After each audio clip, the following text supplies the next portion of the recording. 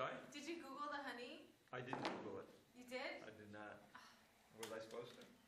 Well, yeah, so you get to see how it has magical powers. Well, okay, I'll do it when I get home. And then you'd be more happier to receive it. Have a seat.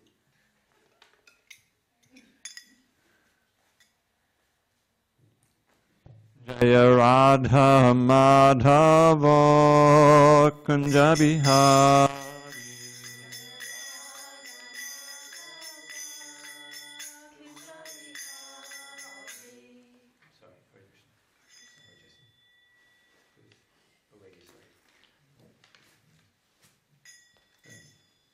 Jaya Radha Madhava Kunja Bihari.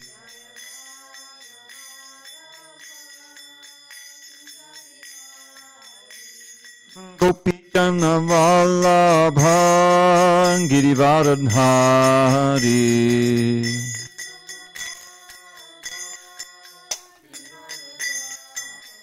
Jaya Gopijana Vallabha Girivardhari.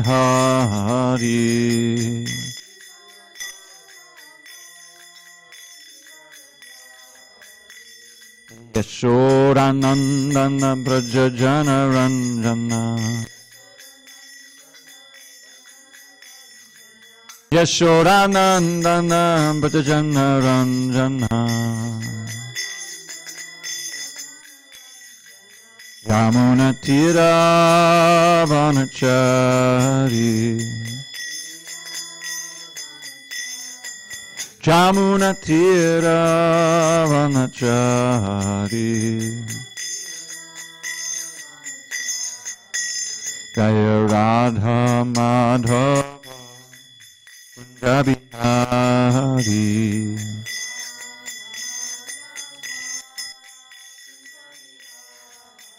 Jaya Radha Madhava Kunja Bihari.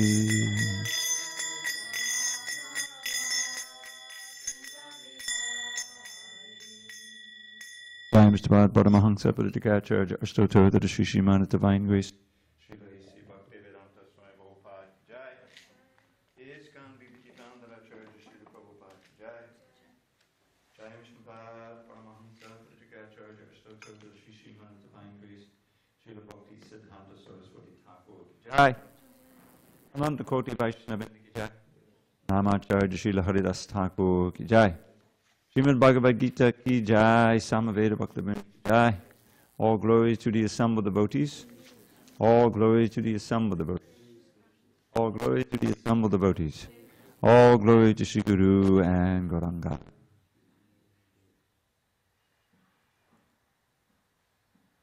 Just as preliminary, this is Shiva Ratri. It's not the apparent day of Shiva. It's the night of Shiva. That's what Ratri means. And I'm not sure where we can go with that, but it is a place, a time when a lot of Hindus all over the world are celebrating a very auspicious day of Shiva. Tomorrow's supposed to be a black moon. Oh. Okay. Om Namo Bhagavate Vasudevaya. Om Namo Bhagavate Vasudevaya. Om Namo Bhagavate Vasudevaya.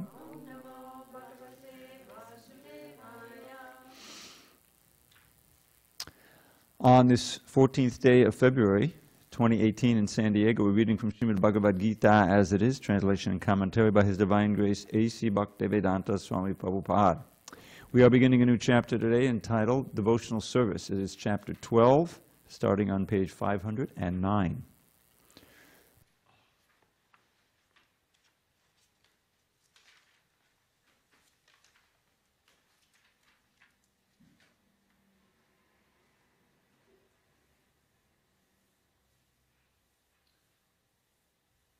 Text 1. Arjuna Vacha. Evam Satata Yuktaye. Bhaktas Tvam Paripasate. Ye Chapya Tesham ke yoga vittamaha. Arjuna vacha.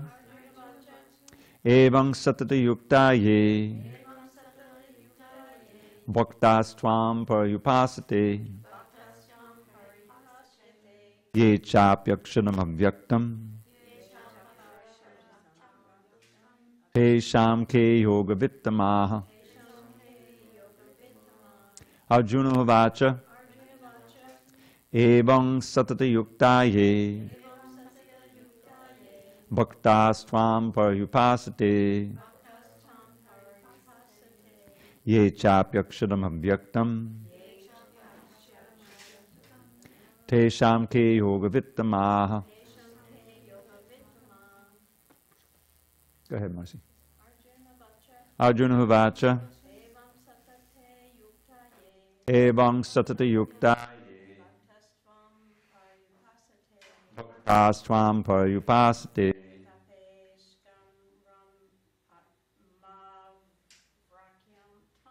Ye chapyakshanam avyaktam. Tesham ke yoga vittamaha. Yes, it is. Arjuna vacha. Evam satata yukta ye. Bhaktas tvam parayupasate.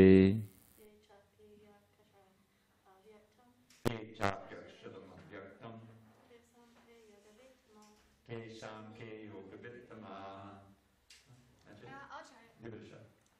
Arjuna vacha. Arjuna vacha. Evam satata yuktaye. Evam satata yukta ye. Bhaktasvam paripashate. Bhaktas tvam parayupasate. Ye chapi Aksharam. aksharam avyaktam. Ye chapyakshanam avyaktam. Tesham ke yoga vittamaha. Tesham ke yoga vittamaha. Arjuna vacha. Arjuna vacha. Evam satata yuktaye. Evam satata yukta ye. Bhaktas tvam paripashate. Bhaktas tvam parayupasate. Ye chapi aksharam avyaktam. Ye chapyakshanam avyaktam. Tasam ke yoga vitmaha. Tesham ke yoga vittamaha. Okay, before I read this, 30 seconds on pronunciation, just a little lesson. Yeah, I know. When the second line, second word, is a combination, cha and upi becomes choppy. Now when a word ends in an I, and the next word begins with a vowel, then that I becomes a Y. And the Y is pronounced with the next word, so it's ye chap yaksharam. Ye chap yaksharam. Yeah, you read the Y, it goes to the next word. Ye chap yaksharam. Oh, why makes it go to the next word? Well, how would you pronounce it if you it's not a separate syllable there. You know, it's not choppy. It's chap yaksharam. Chap yaksharam. Okay. So, Mavyaktanam. Mavyaktam. I'm sorry. Mavyaktam. Where? The second word. In that sense, ye chap yaksharam avyaktam. Ye chap yaksharam avyaktam. Every syllable is pronounced separately. Arjuna vacha, Arjuna said, even thus satata always yuktaha, engaged, ye, those who, bhaktaha, devotees, tvam, you, paripasate, properly worship, ye, those who, cha, also, api, again, aksharam, beyond the senses, avyaktam, the unmanifested, tesham, of them, ke, who, yoga vittamam, the most perfect in knowledge of yoga. Translation. Arjuna inquired, which are considered to be more perfect, those who are always properly engaged in your devotional service, or those who worship the impersonal Brahman, the unmanifested? Report. Krishna has now explained about the personal, the impersonal, and the universal, and has described all kinds of devotees and yogis. Generally, the transcendentalists can be divided into two classes. One is the impersonalist, and the other is the personalist. The personalist devotee engages himself with all energy in the service of the Supreme Lord. The impersonalist also engages himself, not directly in the service of Krishna, but in meditation on the impersonal Brahman, the unmanifested. We find in this chapter that of the different processes for realization of the Absolute Truth, Bhakti Yoga, devotional service, is the highest. If one at all desires to have the association of the Supreme Personality of Godhead, then he must take to devotional service. Those who worship the Supreme Lord directly by devotional service are called personalists. Those who engage themselves in meditation on the impersonal Brahman are called impersonalists. Arjuna is here questioning which position is better. There are different ways to realize the Absolute Truth, but Krishna indicates in this chapter that Bhakti Yoga, or devotional service to him, is the highest of all. It is the most direct, and it is the easiest means for association with the Godhead. In the second chapter of the Bhagavad Gita, the Supreme Lord explained that a living entity is not the material body, he is a spiritual spark. And the Absolute Truth is the spiritual whole. In the 7th chapter, he spoke of the living entity as being part and parcel of the Supreme Whole, and recommended that he transfer his attention fully to the whole. Then again, in the 8th chapter, it was said that anyone who thinks of Krishna at the time of quitting his body is at once transferred to the spiritual sky, to the abode of Krishna. And at the end of the 6th chapter, the Lord clearly said that of all yogis, one who always thinks of Krishna within himself is considered the most perfect. So in practically every chapter, the conclusion has been that one should be attached to the personal form of Krishna, for that is the highest spiritual realization. Nevertheless, there are those who are not attached to the personal form of Krishna. They are so firmly detached that even in the preparation of commentaries to the Bhagavad Gita, they want to distract other people from Krishna and transfer all devotion to the impersonal Brahma Jyoti. They prefer to meditate on the impersonal form of the Absolute Truth, which is beyond the reach of the senses and is not manifest. And so factually, there are two classes of transcendentalists. Now Arjuna is trying to settle the question of which process is easier and which of the classes is most perfect. In other words, he is clarifying his own position because he is attached to the personal form of Krishna. He is not attached to the impersonal Brahman. He wants to know whether his position is secure.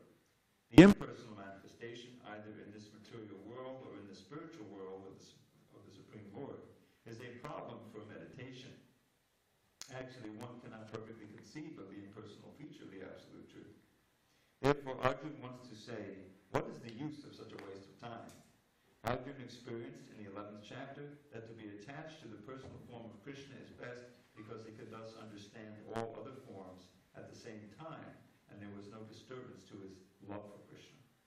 This important question asked of Krishna by Arjuna will clarify the distinction between the impersonal and personal conceptions of the Absolute Truth.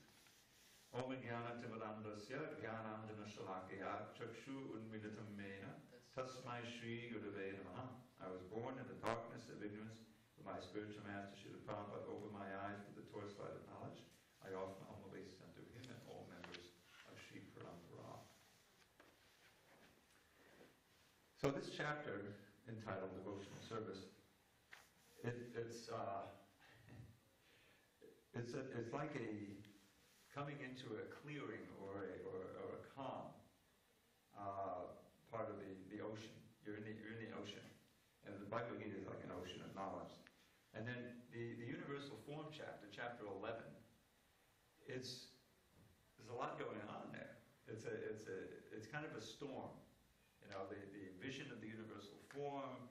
The universal form is not passive; it's active. It's destroying things. It's knocking you over, making you tremble in trepidation and fear. And then at the end of the chapter, things kind of quiet down, and Arjuna he asked, please let me see your original form, and Krishna finally shows it to him.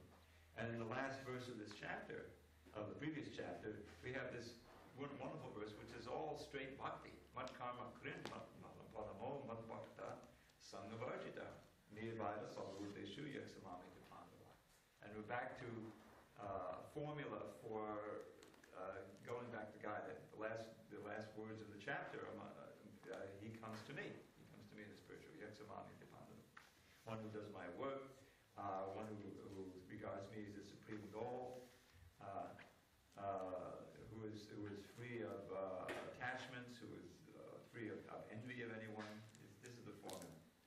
So we're back to bhakti. It's kind of we've come to, and this chapter it's all just bhakti. There's nothing. Krishna says in the most explicit way possible that the highest form of realization, the best process, is devotional service. And it's beyond me. I've never really studied, some impersonal interpretation of the Bhagavad Gita, but I don't see how they could possibly get past the 12th chapter here and come to the conclusion of Bhagavad Gita is some impersonal thing. So Arjuna, he's really asking the question for us and for all aspiring transcendentalists, because as Prabhupada points out in the purport, there's really two sides here. The yogis, the meditative yogis, they often have mixed desires. They're not 100% after liberation. A lot of them are after siddhis, powers, and those powers are very real.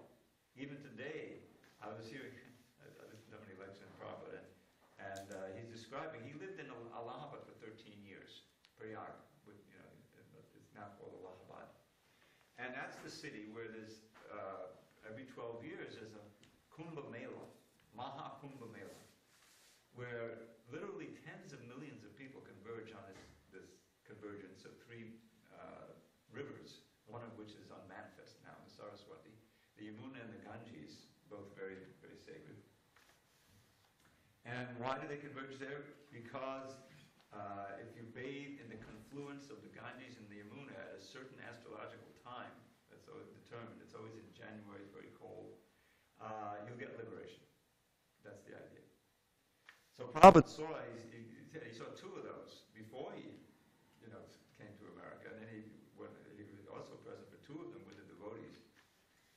And he describes in this lecture, this is like 1966, devotees have never heard of this, that there are yogis to this day who've been meditating in the Himalayas, who can be 307 or 700 years old, and they look like they're 25. Because they've slowed everything down by the mystic, Ashtanga yoga is very powerful. And they're prolonging their life.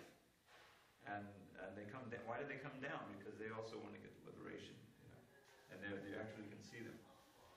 So, but the Ashtanga yogis, the mystic yogis, they often get deviated by those powers. And that becomes kind of what they're into. They're not into liberation. They're not into bhakti. They're into developing these powers. But so the classic two divisions of those who won liberation are the personalists and the impersonalists. The Brahma bodies, and more specifically Maya bodies, in modern age since the last 1,000 years, and the bhaktas, the personalists, and that debate is going on even to this day, and it was going on 5,000 years ago. And so Arjuna is asking this question: who are most perfect? Who do you regard as yoga vittama, the most perfect in knowledge of yoga? Those who worship the impersonal Brahman, or those who worship you personally? Now, in the Srimad Bhagavatam, it's described that the absolute truth is understood in three phases according to the means of approach. The verses Vadanti tattvavidas tatvam nirjnanamambayam brahmeti paramavneti bhagavaniti shabdite. This is right there in the second chapter of the first canto. So what is he saying there? This is Sutta Goswami speaking. Is that absolute substance or absolute entity, Vadanti tattvavidas, that is declared to be by those who know the truth, tattvavida, to be in these three phases: Brahman, Paramatma, and Bhagavan. Now, the yogis often they meditate on the Super Soul in the heart, and so some of them are, they're personal to that degree, but it's not the full personality of God that we know with Krishna. So it's compared to sometimes the sun. The sun, we all have experience. The sun is up when we're chanting in the morning here. Often the sun rises. I think when daylight savings time comes back in, the sun will rise earlier. But we see the sun is up, but we're not actually seeing the sun. We see the light coming here. So it's a diffusion of light that indicates that the sun is in the sky. So that effulgence of the sun is compared to the Brahmajyoti. But there is a localized place in the sky where the sun is. That's the super soul. He's localized within the heart of everyone. But if you actually can go to the sun and enter into the planet, you'll find that there's a whole world there, even though we don't accept that in our modern science. It says, no, nothing can live, it's too hot. But there are entities there. The sun god is there, the planet is there. So there's a person behind it. So you have the personality of the sun god, you have the localized position of the sun, and then you have the sun rays. When you're approaching a mountain far into the distance, at first it looks like a hazy, presence. You can't even see any details. It's just out there. It's like the Brahmajyoti. As you get closer and closer to it, you see, it has a certain place, it has a form. When you get onto the mountain, you see that there are trees, there are animals on there. There may be, some houses built on the side there. There's all of this detail. So that's what the difference is. In the fourth chapter, 10th verse, in the purport there, Prabhupada gives a very nice explanation of what is the impetus for this denial of personality in the Absolute. And the answer there is it's fear. Is that if all you accept as personality is what we know, tied to a physical body, right? I mean, then, and what do we know about that personality? There's pain, there's suffering. Because the body is subject to birth, old age, disease, and death, and the threefold miseries. So having equated personality with a physical form like this, the impersonalists jump to the conclusion that we don't want to have any form, and we don't see how it's possible the Supreme can have a form, because the form is limiting. In other words, Krishna has a blue color. Well, that's limiting. That means he doesn't have a green color or white color or anything like that. He plays the flute, he doesn't play the trombone, doesn't play the clarinet or the violin. So God can't be limited. So therefore they posit that they're afraid of themselves continuing to be persons because they tie that to the fallibility of the physical body. And so they come up, and Shankaracharya, there's a whole history of why did he give this impersonal understanding or interpretation of the Vedanta Sutra. And it's worth understanding what happened. So when Krishna came 5,000 years ago, he spoke the Bhagavad Gita, and he established Dharma, and that Dharma was bhakti. There's no question of impersonalism. But in the course of time, and this is always a factor, the time factor, it degrades everything. So even though Krishna came, even though the Bhagavatam was spoken, but then eventually Kali Yuga came in, and after Parikshit, he left, he sat down on the bank, it was bitten, he lived in 7 days. So Kali Yuga comes in, and it's predicted, it's there in the 12th canto of the Bhagavatam, how there'll be all this degradation. So, one of the things that was degraded was the Brahmanical class and how they interpreted the Vedas themselves. And in the Vedas themselves, there is some account or some leeway for animal sacrifice. But there's a very strict reason for it, and the animal gets a new body and a new life and all these things. But it became misused, and they started using the Vedas to justify cow slaughter, believe it or not. And so Buddha came along, and he wanted to save the cows. He felt compassion. He's an incarnation. So he established his philosophy on the basis of, a strong basis of ahimsa. Not on the basis of the Vedas. He spoke something else. And that took over India. He was able to, minimize cow slaughter there. But the Vedas were no longer being used as the basis. So then Ramanujacharya came. And then Shankaracharya was assigned by Krishna. He's an expansion of Lord Shiva, who's the Shiva Ratri is tonight. I don't know if you know that. This is Shiva Ratri, the night of Shiva. So he was an expansion of Shiva. He was enjoined and ordered by Krishna to speak this impersonal philosophy based on the Vedanta Sutra, which is the creme de la creme of the Vedic philosophy, the Upanishadic philosophy. It's there in these aphorisms, these sutras of the Vedanta Sutra.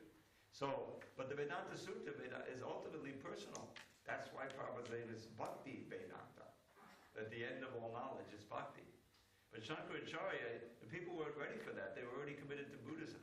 So he spoke he created this bhashya, or commentary on the Vedanta Sutra. And the end of it was impersonalism, because it was similar to Buddhism. So it's covered Buddhism, is it? But it was based on the Vedas. So it brought the Brahminical class back into studying the Vedanta Sutra in the Vedas. Then Ramanujacharya came later and refuted the Mayavadi interpretation. And that debate is still going on today. Ramanujacharya, Madhvacharya, Lord Chaitanya, you read the Chaitanya Charitamrita, you find several confrontations with the Mayavadis, most prominently with Prakashananda Saraswati, who had thousands of disciples, and Lord Chaitanya converted him, and then all of his thousands of disciples became bhaktas also.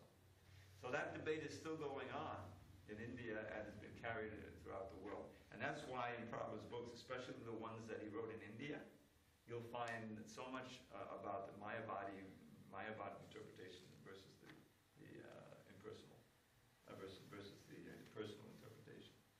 So here it is, right in the Bhagavad Gita. The question is asked, which is better, the personalists, the bhaktas, who worship you yourself, or those who worship and concentrate on the aksharam and the avyaktam. Aksharam means that which is oneness, without any details. Avyaktam means that which is invisible, which has no form. You can't see it. It's just, you sense it. Who are the best, according to your opinion? And Krishna will give a very explicit answer here in the next verse. Any questions on these? Yes, Dali. It's a comment that now I understand what you were telling me the other day, that I kept asking you what you meant about not meditating into like everything. Yeah, merging. We don't want to merge. See, the bhakta, the devotee treasures the relationship with Krishna. That's what everything is there. To have bhakti, you need to have the bhakta, the devotee. You have to have Bhagavan, the personality of God, and you have to have the bhakti, the devotional service and the reciprocation. When you merge, there's no question of bhakti. Where's the bhakta? He's lost his identity. He's merged. You see? And especially the devotee feels that the impersonal Brahman, that's a hellish situation. There's no form, there's no lila, there's no qualities. All that, what is the attraction? There's no pain. You know, it's the attraction of the ultimate oxycodone or something, you know what I mean? No more pain, but full consciousness. But how long can you just be aware? Oh, I'm so free of pain. I'm conscious. I am that I am. You know, no friends, no activities, no chanting, no dancing, no prasadam. Can you imagine? You know, just the negative thing that is, no more birth and death. That's not the ultimate attraction. We're persons. We want to have relationships. Yeah, one more question. Can we still worship Krishna and have all the magical powers? You want magical powers? I think it's natural for us to have it. Whatever Krishna gives us, he'll empower us in ways that we can't imagine to serve him in special ways.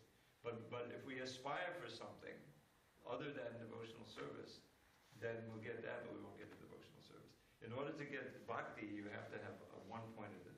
Anyabhilasha shunyam means free from all other desires. So don't want the magical powers, but you get them according to what's suitable for your service. And if we give it to Krishna? Yes, that's the whole idea. Whatever you get, give to Krishna. We may just have a leaf of flower or food and water to give, but it's the bhakti, the love that we give it to him, that counts. All right, let's go on. What is the answer to this exciting question? Shri Bhagavan Vacha Maya Veshamano Ye Mam Nitya Yukta Upasate Shabdhaya Padayopetas Teme Yukta Tamanta. The Supreme Personality of Godhead said, "Those who fix their minds on my personal form and are always engaged in worshiping me with great and transcendental faith are considered by me to be most perfect." Purport. In answer to Arjun's question, Krishna clearly says that he who concentrates upon his personal form and who worships him with faith and devotion is to considered most perfect in yoga. For one in such Krishna consciousness, there are no material activities, because everything is done for Krishna. A pure devotee is constantly engaged. Sometimes he chants, sometimes he hears or reads books about Krishna, or sometimes he cooks prasadam, or goes to the marketplace to purchase something for Krishna. Or sometimes he washes the temple, or the dishes. Whatever he does not let a single moment pass without devoting his activities to Krishna. Such action is in full samadhi. And this was, of course, written early on in the movement. But Prabhupada, sometimes he builds temples for Krishna, sometimes he travels around the world for Krishna. In other words, if all we can do, we have our simple little life, to have our little temple at home and do a little this and that, that's our perfection. But if you have the facility and the ability to engage others in devotional service, then that's all to the good. There's no limit. You can have a kirtan with 10,000 people. You can have a kirtan with 10. Or we often have kirtans with 3. The main point is to put your all into it. Is to not hold back. That's the key. Prabhupada famously said, Krishna's not looking at what you give him. He's looking at what you're holding back. Okay, he gave you $10,000. That's very good. But you have $10 million. Why you only give 10,000? But the person who has only $10 and gives it all to Krishna, he's the better bhakta. You understand? The whole thing is the percentage. How much are we actually surrendering to Krishna? But here you see, Maya Vishwamanayam. There's no question. How do you personalism get around this? I don't know. It seems insane. And then the last instruction, Sarvadharma Parityajya, just surrender unto me. It takes a great effort, a lot of word jugglery in order to somehow get to the point of impersonalism. All right, let's go on. Even using the restroom is like everything, even dirty stuff, we do it for Krishna. If your life is dedicated to Krishna, then what you do to support your daily affairs is also, for Krishna. There's a verse. There's always a verse. 11th canto, the 9 yogendras, the wonderful yogic sons of pure sons of Lord Dravida. They have this verse. In the first section, the first son is a little lesson. He says, Kayena vacha manasendriyava buddhyatmanava nusutta svabhava karoti yadyat sakalam parasmai narayanaya iti samarpayeta. That's kind of the summary of Krishna consciousness.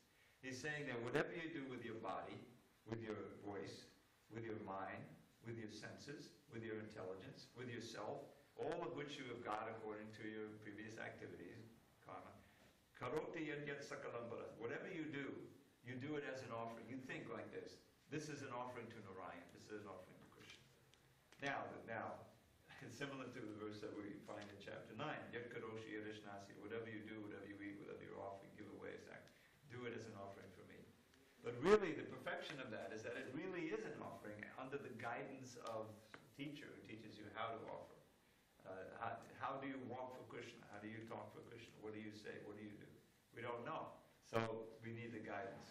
And when your whole life is in that mood, and everything is an act of love, everything is an act of devotional service, then you're in perfection. Yeah. That was actually a question that I kind of thought about today as I was reading. Krishna says to offer everything to him.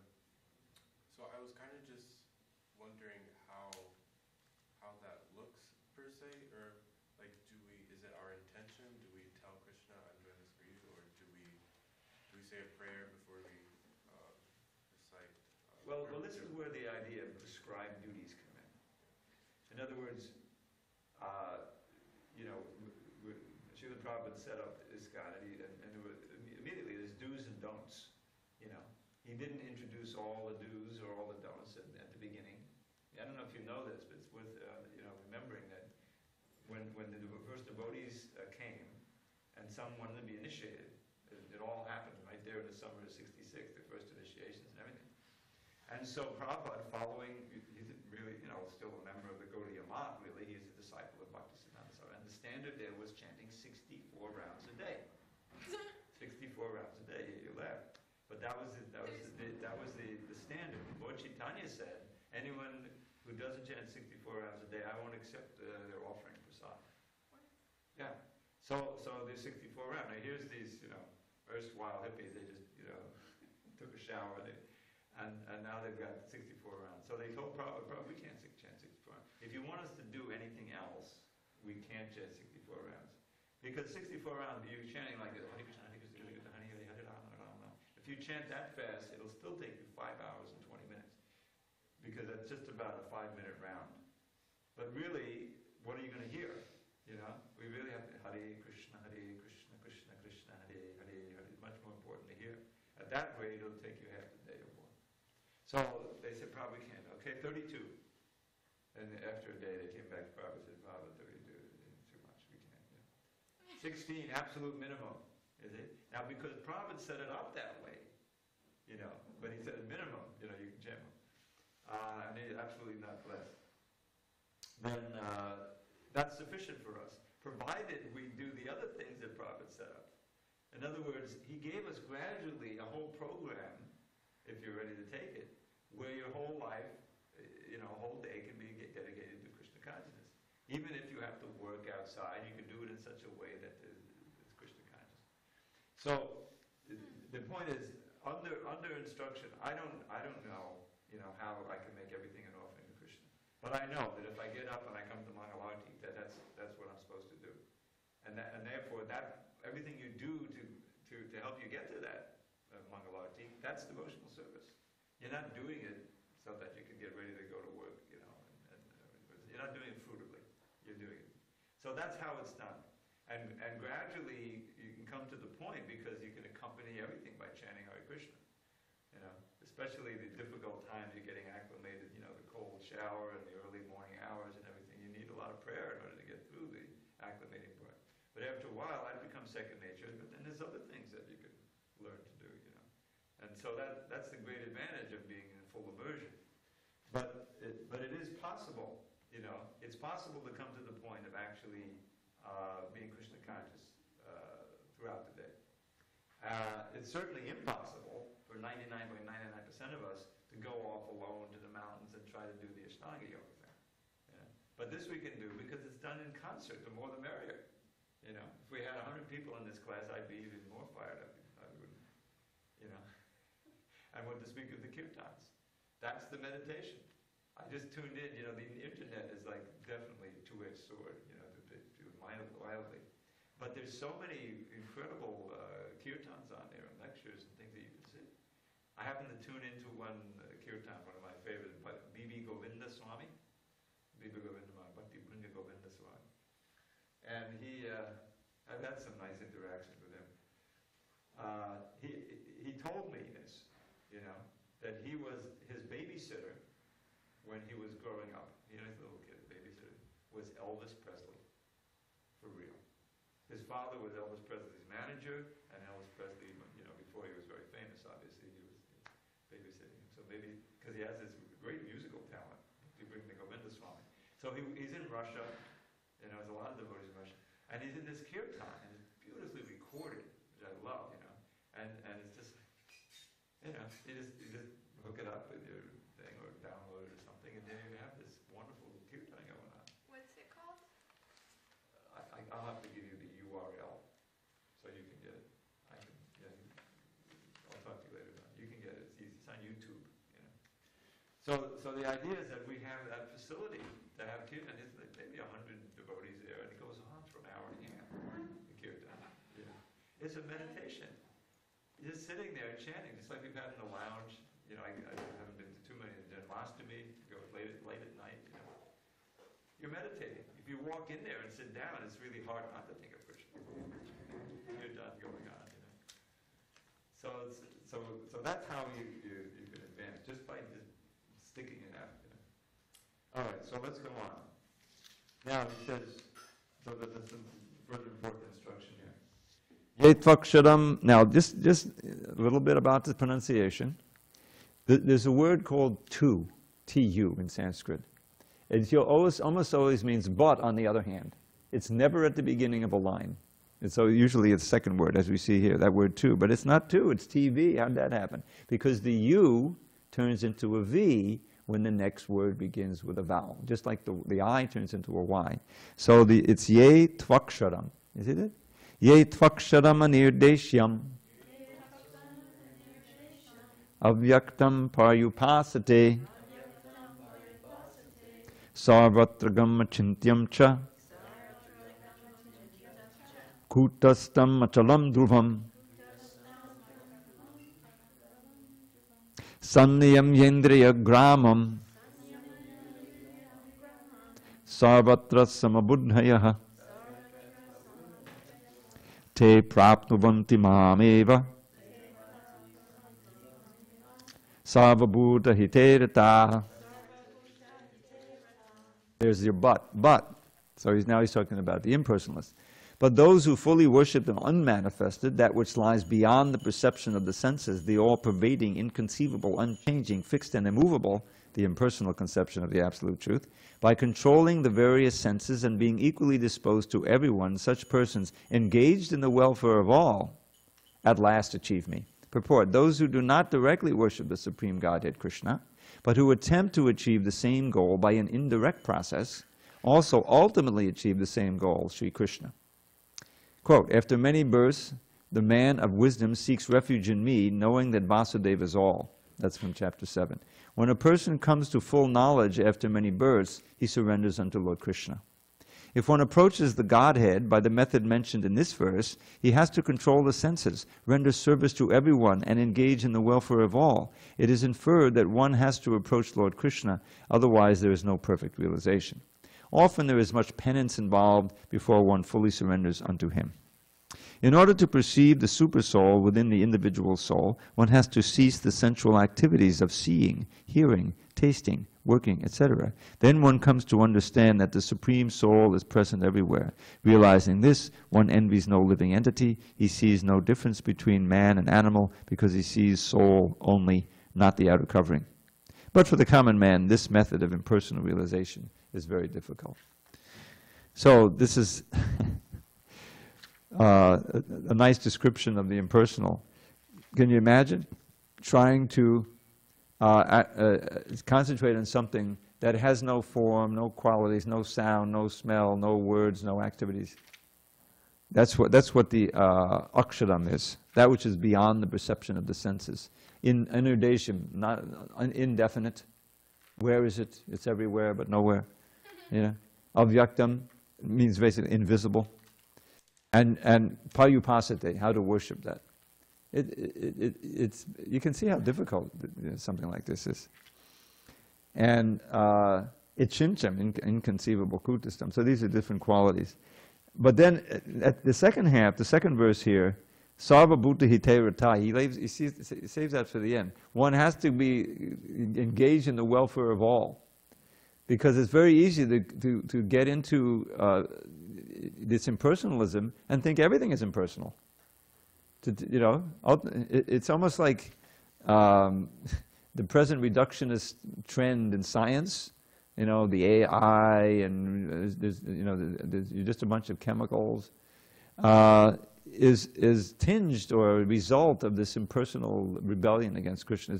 The Mayavad philosophy is a great offense to Krishna. Because they're saying the Absolute has no hands, no legs, no words, no form, no nothing.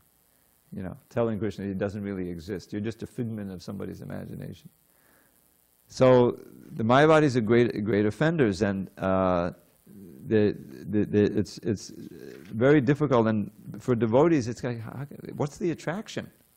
You know, that's why Prabodhananda Saraswati in his Chaitanya Chandramrita, he has this famous verse, we've been hearing a lot of it, Kaivalyam nadakayate tujashapura akasha pushpayate. For those who have been blessed by Chaitanya Mahaprabhu, such as Sarvabhauma Bhattacharya and Prakashananda Saraswati, who died in the world of impersonalists before they met Lord Chaitanya, but then they became sold-out bhaktas. If they're blessed by Lord Chaitanya, empowered by his sidelong glance, then Kaivalya, which is the shorthand for what Krishna is talking about here. Kaivalya means oneness, you know, is like hell. Kaivalyam nadakayate. Because there's no chance of serving Krishna, which is what the bhakta wants. Ultimately doesn't even care about going back to Godhead. Just so I can be with Krishna and serve Krishna, even if it's in this material world. Let me be born as an insect, that says Bhaktivinoda Thakur, in the home of a devotee, rather than merge into the oneness of it. At least I'll be able to hear, you know, and sneak around and get some prasadam. So, so there's no question for the devotee. And in the next verse, Krishna will reiterate it. And then we're going to stop now and read Krishna book. But it's remarkable because he becomes very liberal in this chapter. Even if you can't practice, you know, the principles of devotional service, at least be generous. Be kind to others. Don't be a selfish son of a gun. You know, this is what he says. Because eventually, you know, by doing that, you keep your heart open that if you meet a devotee, then the bhakti can enter into there. If you become mean and cruel and selfish and greedy, then you're in, you know, the modes of passion and ignorance. It's very difficult to respond to devotional service, even if it comes your way. So that we'll hear about that later on in this chapter. And then the last few verses of this chapter, he gives a wonderful list of the qualities that we should try to develop. Adveshta Savabhutanam. There's a nice, it's a very beautiful chapter and very short too. All right, yesterday we skipped our Krishna book almost, so we'll continue with Krishna book and begin on Monday in text number, what is it, 4? 5. 5. Is that where we are? 5. Yeah, 5. Okay. I'm sorry? No.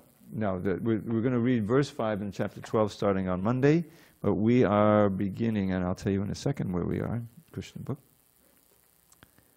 And yeah. Chapter 46.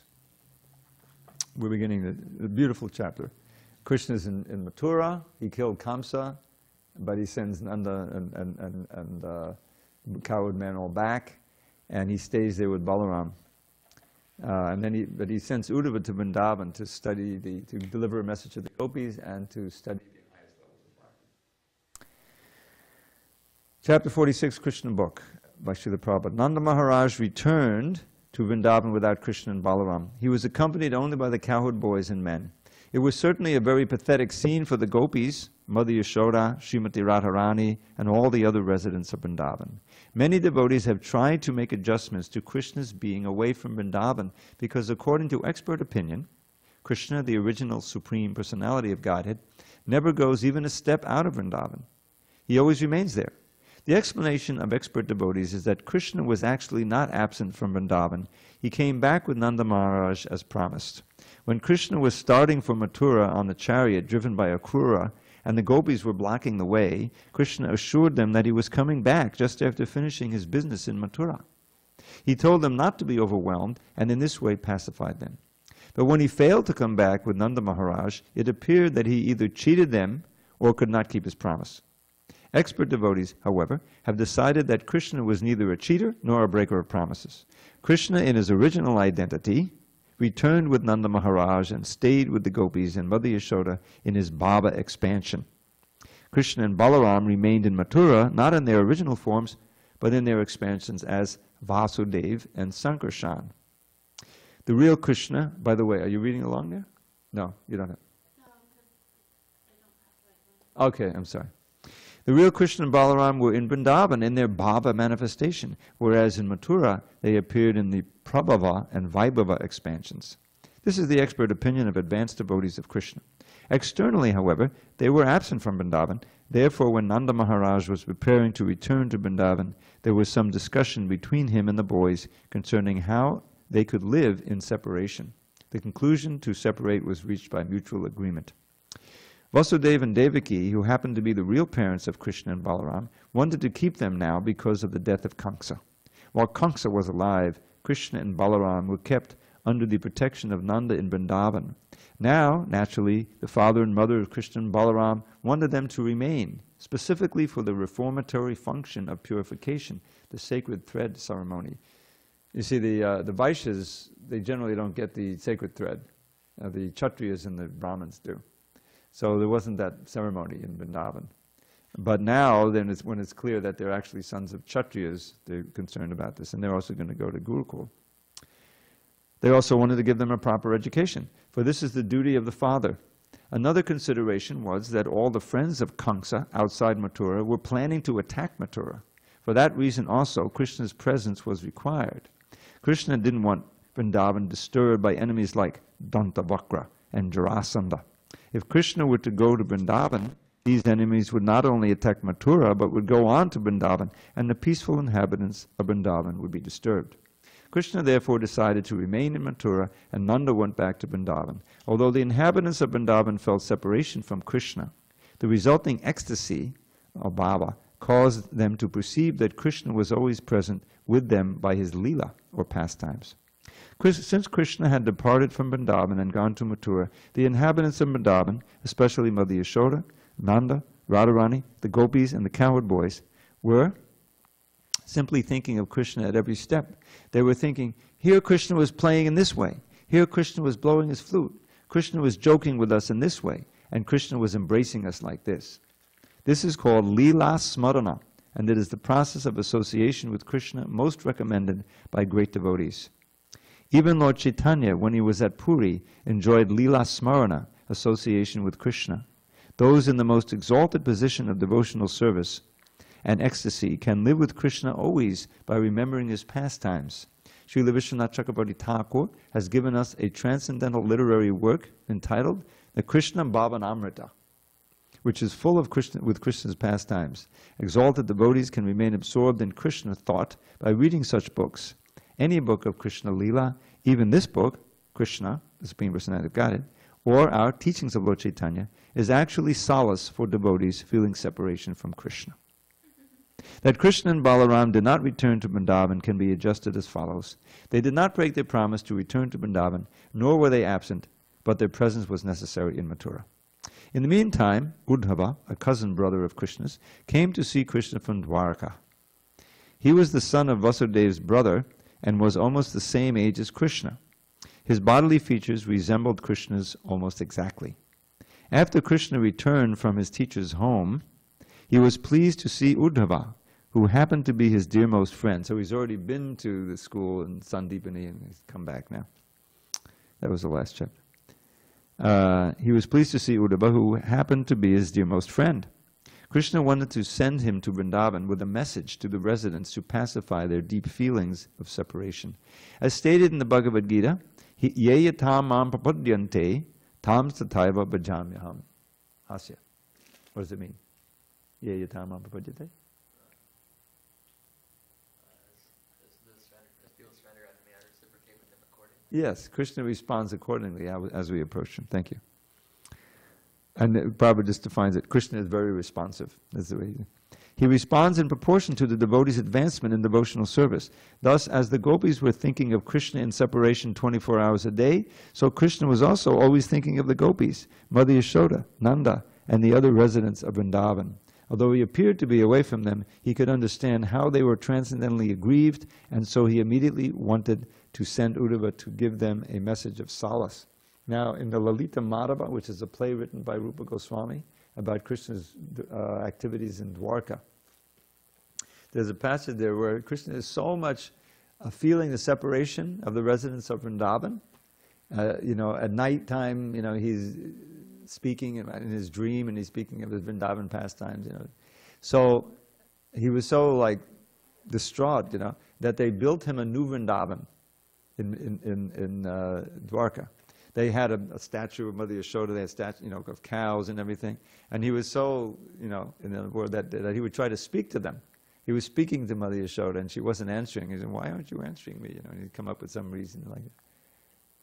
So sometimes we forget that, because we read about how the gopis, their minds were and the cowherd boys were as light as cotton. They were just wandering around Vrindavan. But Krishna was in the same mood, although he would have to hide it sometimes in wherever he was in Dwarka or Mathura.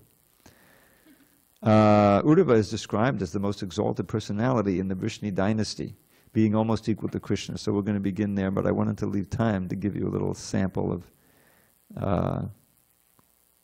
how to stay with Leela Smarana. All these Leela are there in poetry. Yes, it's Sanskrit poetry, and we can understand it. So I put some of it into English poetry. So this is the beginning of chapter 21 of the 10th canto, which is known as the Venu Gita. Some of you have heard this before, but We've heard Hare Krishna before too. Vrindavan's rivers, lakes, and hills rang out with charming hums and trills as flocks of birds and maddened bees rejoiced among the flowering trees. To those idyllic woods and glens repairs Govinda with his friends, Sri Rama and the cowherd boys, to taste the most exquisite joys. And as they walk along the way, absorbed in herding and in play, Sri Krishna, beauty absolute, begins to blow his mystic flute. With peacock plume upon his head and fragrant flower on each ear, he enters Braja's woods with tread sublime, a dancer without peer. His golden yellow raiment glows, his garland reaches to his knees, and from his lips the nectar flows and fills his flute with melodies. As Krishna thus begins his day with friends who sing his glories sweet, he beautifies the forest way with fine impressions of his feet. Samadhi culminates in this, to always see the scene of bliss within oneself and outside too. May Krishna give this boon to you. Now let's have Arti. Now Krishna will appear in just a few minutes. All glories to Srila Prabhupada.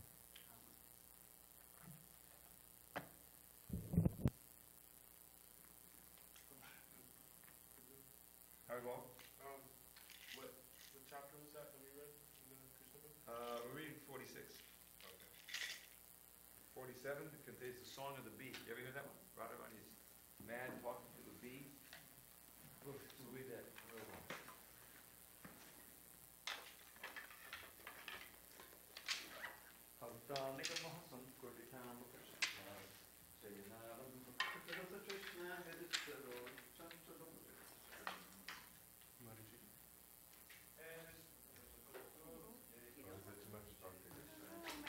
Follow me.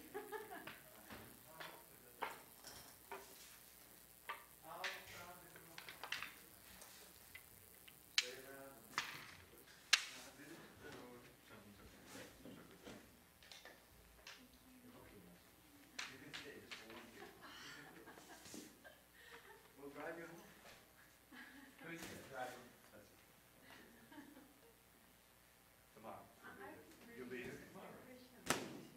You do read it? Well, that's my focus right now. Where are you in Krishna book? It's early on. It's like Vrindavan. chapter 5 or 6. Okay. So Krishna's taken birth and now he killed Putana or Oh something. yeah. I really enjoy it. Good, good. It's a good sign. I can't listen because I'm actually Coming from a surgery. Like, Jamal, you and me. from a surgery, so I gotta be careful. Here, I'll carry it with them. Can you? Yeah. Go ahead. How's it going? Someone I thought you were this morning.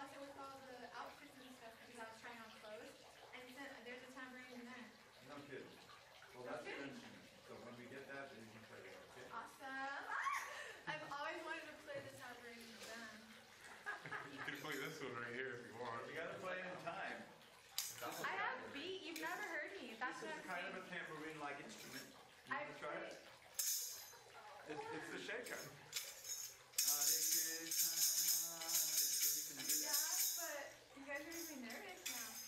Anyway, if you don't do it now, when we have the kirtan. Don't have.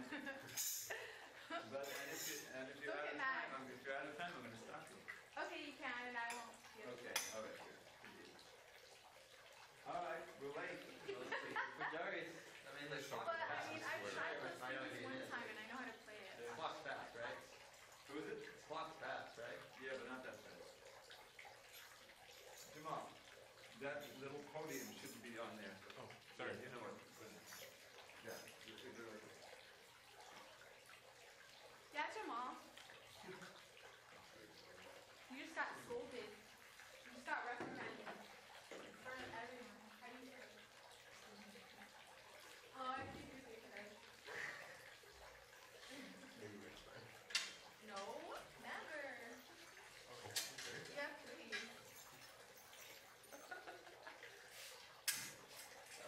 You're late, Bob. No, I'm not right. Oh. Someone else, but not everybody else can do it.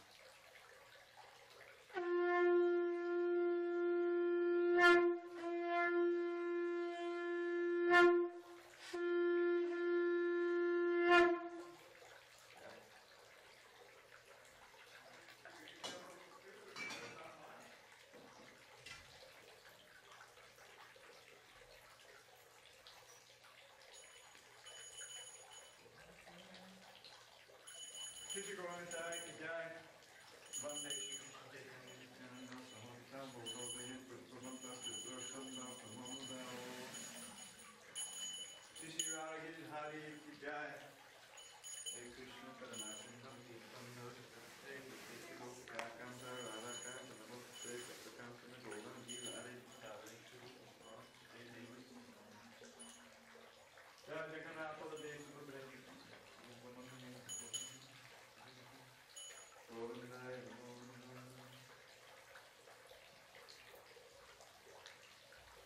Rama Om Krishna Padaya Krishna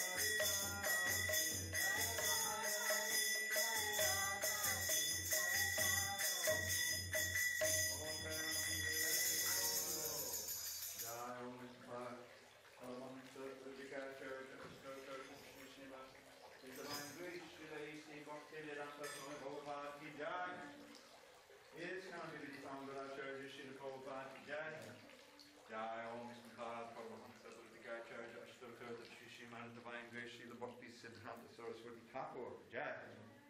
Ananda Goti Vaishnava Nidhi Jai. Namacharya Srila Haridas Thakur Jai. Prem Shri Gaur Shri Krishna Chaitanya Bhava Nityananda Shri Advaita Gadadhar Shri Vasali Gaur Bhakta Vrinda Ki Jai. Shri Shri Radha Krishna Gopinath Sham Gunvara Kun Giri Govardhan Ki Jai. Vrindavan Dham Ki Jai. Navadip Mayapur Dham Ki Jai. Jagannath Puri Dham Ki Jai. Ganga Mahi Ki Jai. Yamuna Mahi Ki Jai. Tulsi Devi Ki Jai. Bhakti Devi Ki Jai. Shri Harinam Sankirtan Ki Jai. Transcendental Book Distribution Ki Jai. Shri Prabhupada Ki Jai. All glory to the Son of the Bodhis. All glory to the Son of the Bodhis. All glory to the Son of the Bodhis. All glory to Shri Guru and Govinda. Namaste, Narasimhaya. Namaste, Narasimhaya. Namaste, Narasimhaya. Namaste, Narasimhaya. Bhagavadgita.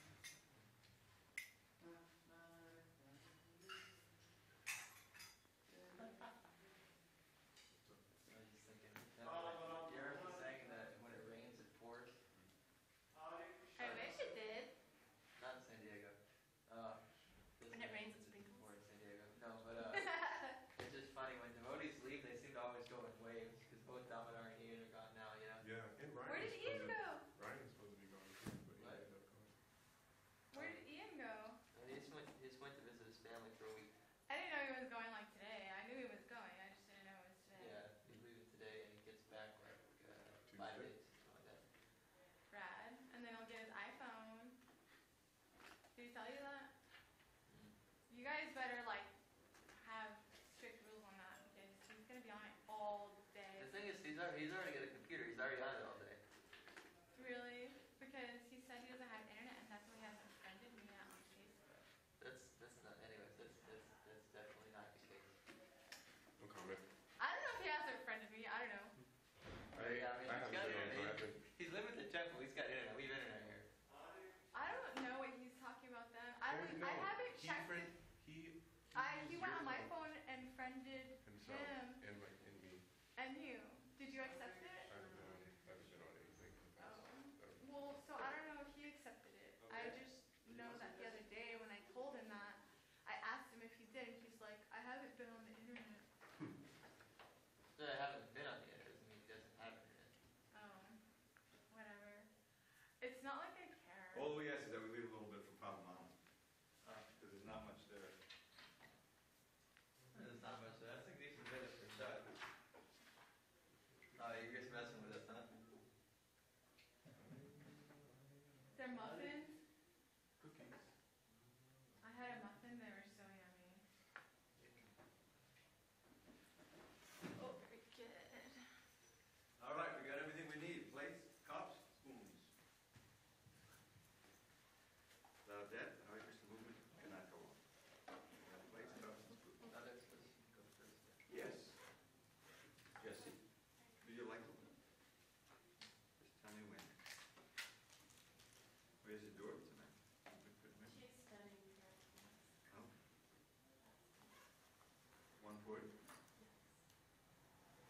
How about a cookie? Don't know. Okay. But how about a spoon?